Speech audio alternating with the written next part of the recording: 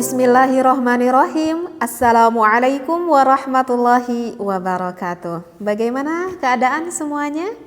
Baik-baik saja? Sehat? Mudah-mudahan ya kita semua berada di dalam keadaan sehat walafiat dan selalu bisa beribadah kepada Allah. Amin ya Allah ya Rabbal Alamin. Yang ingin saya bahas kali ini apa lagi ya?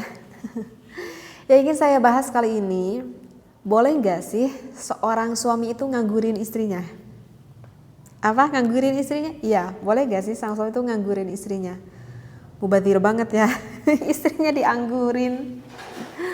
Dan ada nggak keterangannya ataupun referensinya yang diterangkan oleh ulama di dalam kitab? Maka jawabnya itu adalah ada. Kali ini saya bawa kitab Ihya Ulumuddin ya. Saya bawa kitab Ihya Ulumuddin. Di sana ada penjelasan yang disampaikan oleh Imam Ghazali. Saya bacakan dulu referensinya.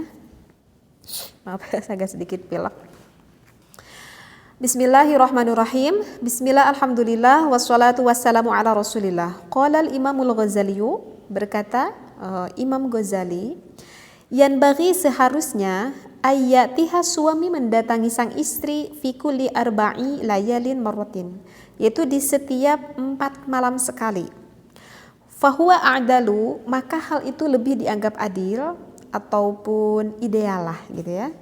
Idh adadun nisa'i, karena jumlahnya perempuan arba'un 4. Ail haddi aqsal jaizun, yakni batasan puncak yang boleh. Fajaza at-ta'khiru, maka boleh mengakhirkan ila hadzal haddi, akan batasan ini, na'am sumuhun. Nah, saya bacakan dulu ya separohnya. Jadi di dalam kitab Ihya Ulumuddin, Imam Ghazali berkata bahwa boleh bagi sang suami melakukan berhubungan intim ataupun idealnya berapa kali sih suami mendatangi sang istrinya, yaitu adalah setiap 4 malam sekali. Idealnya, kata Imam Ghazali seperti itu. Kenapa Imam Ghazali berkata seperti itu? Itu dikarenakan batasan sang suami boleh mempunyai istri itu kan sampai 4. Nah itu yang menjadikan patokan kenapa Imam Ghazali berkata seperti itu. Jadi kalau misalkan sang suami itu punya istri 4, misalkan waktu ngilirnya itu misalkan satu hari selisihnya, misalkan nih gitu ya. Istri pertama 1 hari, istri kedua ya hari kedua, istri ketiga ya hari ketiga, istri keempat misalkan hari keempat. Nah maka nanti akan mendapatkan gilirnya istri pertama nih hari pertama gitu ya. Nah maka nanti akan bertemu lagi ke istri yang pertama setelah selesai ke istri yang keempat kan. Nanti akan bertemu lagi nih ke istri yang pertama. Seperti itu ya. Sehingga nanti akan ada 3 malam yang kosong gitu ya pada salah satu istrinya. Nah maka akan ditemui lagi nih sang istrinya itu pada malam keempat. Seperti itu. Nah itu yang menjadikan dasar kenapa Imam Ghazali berkata bahwa boleh nganggurin istrinya itu adalah sekitar 4 malam sehari. Jadi bagusnya sih dalam waktu 1 minggu itu sang suami jangan sampai nggak ngelengok gitu ke istrinya ya. Seperti itu. Nah itu yang menjadikan dasar seperti itu. Jadi kalau kebayang ya kalau suami yang punya istri 4, harus lelaki yang top markotop ini. Udah nanti ngelantur deh kalau udah ngebahas ke sana. Nah, udah paham ya? Nah, tetapi ini belum selesai. Pasti banyak pertanyaannya di otak para pendengar.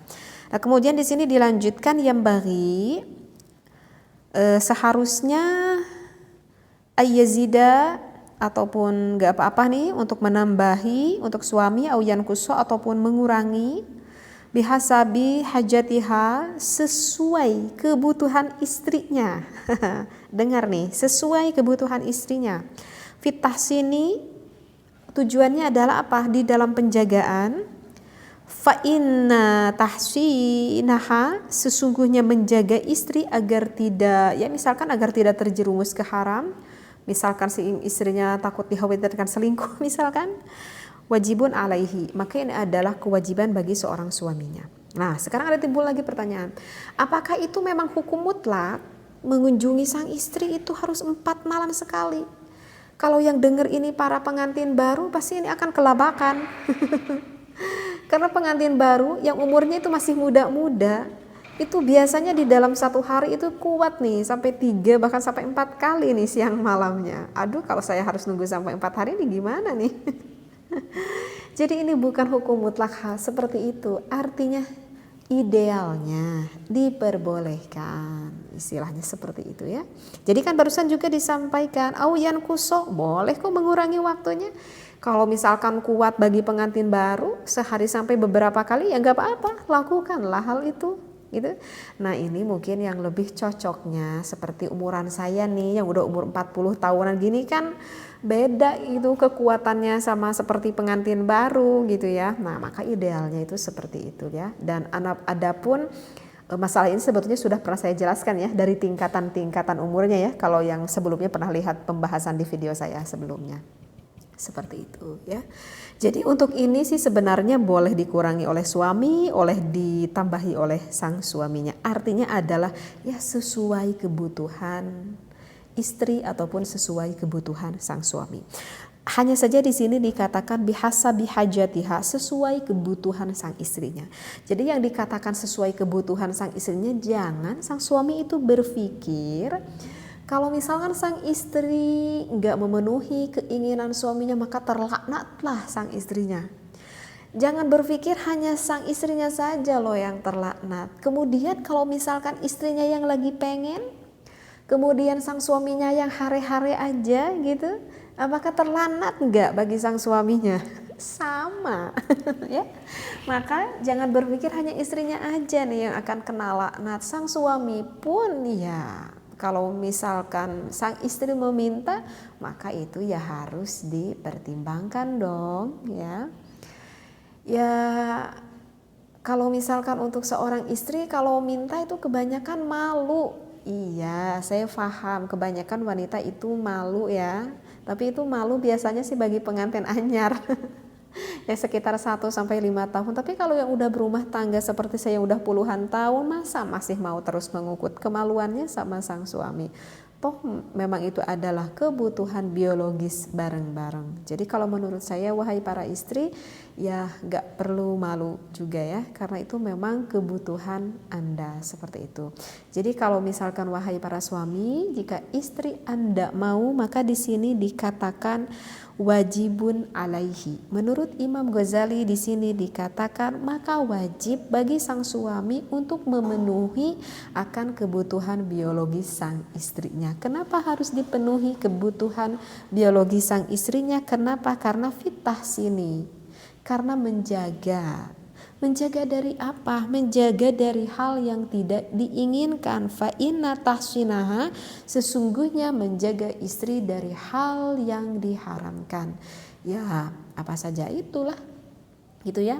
Karena sang istrinya merasa tidak selalu terpuaskan oleh sang suaminya, misalkan ya tidak sedikit bagi sang istri yang tidak mempunyai iman, sehingga naudzubillah sang istrinya itu sampai berani berselingkuh misalkan begitu ya. Nah oleh karena itu diharuskan ada komunikasi yang betul antara suami dan juga istri seperti itu ya. Bisa difahami ya apa yang saya dibahas kali ini, mudah-mudahan.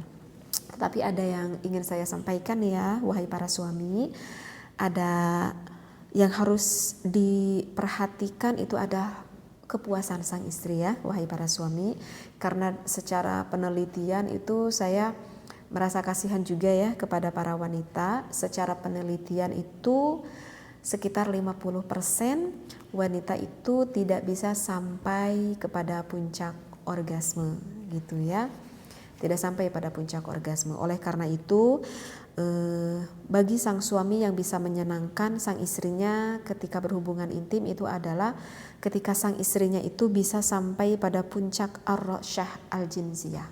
Jadi artinya ar-rasyah al-jinsiyah itu sampai inzal, sampai keluar, sampai orgasme lah istilahnya itu seperti itu ya.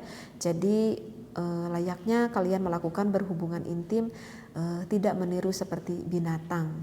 Karena kan kalau binatang itu nggak ada porefly, nggak ada cumbuk-mencubuk dulu, nggak ada merayu dulu kan. Kalau binatang ya asal masuk keluar ya udah dan pergi begitu saja. Jadi artinya jangan sampai sang suami itu tidak mengetahui apakah istrinya mendapatkan kepuasan atau tidak.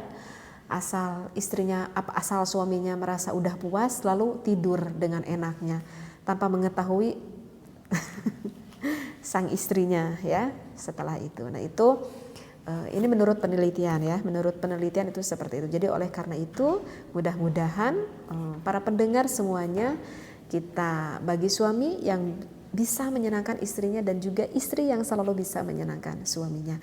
Akan apa yang saya disampaikan, mohon untuk para pendengar untuk berpikir positif, jangan berpikir negatif, karena apa yang saya sampaikan ini adalah hukum yang memang jelas yang ada di dalam kitabnya yang disampaikan oleh ulama seperti itu ya, agar kita mengetahui akan perihal hukum mana yang benar dan mana yang salah. Oleh karena itu mudah-mudahan bisa difahami. Wallahu a'lam, wabillahi taufiq wal hidayah. Wassalamualaikum warahmatullahi wabarakatuh.